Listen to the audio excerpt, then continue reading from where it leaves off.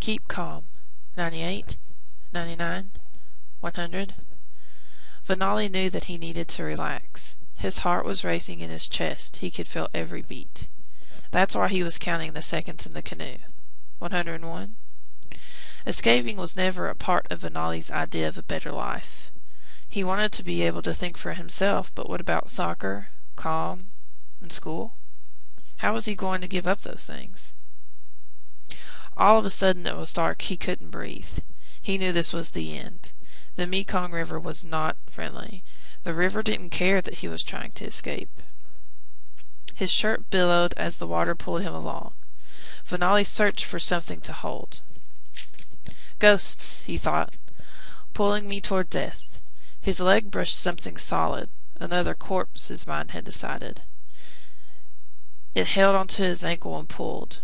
Vanali kicked, but it was too late. The thing had an unbreaking grip, forcing his body up. Vanali thought this was the end. He stopped trying to escape.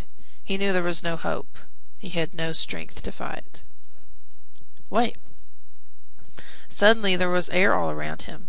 Coughing and spitting, Vanali flung his arms around Pa's neck. Pa was tired of rowing and trying to keep their family safe. May and Dalla couldn't wait. Swim. Swim to the bank. Pa's words to Vanali shocked his body, and he started to stroke.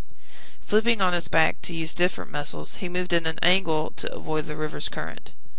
His feet hit mud, and he dragged himself onto the banks of Thailand. Vanali made it across the river.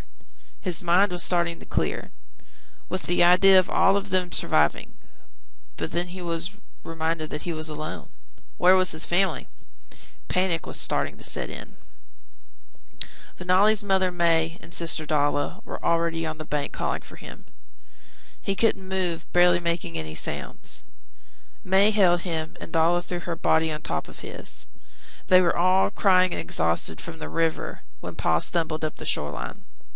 They can't get us here on Thai soil now. Pa was talking about the Pathet Lao, the communists that were in control of Vanali's home, Lao. Or was it his home? May and Pa always whispered of places where we were free to think, have our own ideas, and chase after them. Now we can live. Now we can be ourselves without fear of punishment.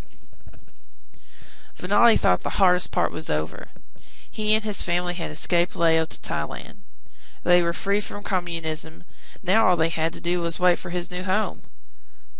But for how long? To finish Vanali's story, and to find out when or if he finds freedom, read Escaping the Tiger by Laura Manivong.